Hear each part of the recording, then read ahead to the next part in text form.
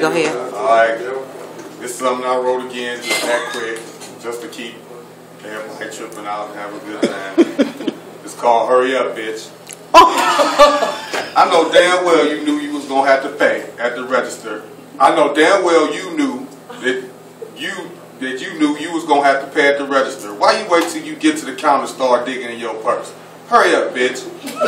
Dragging your ass around, walking on the heel of your shoes, flapping on the damn floor. Hurry up, bitch.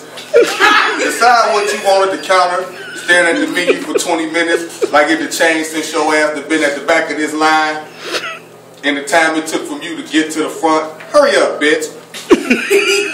Dragging that stroll on the bus, making me late for work, got one kid begging, the other kid screaming. Hurry up, bitch.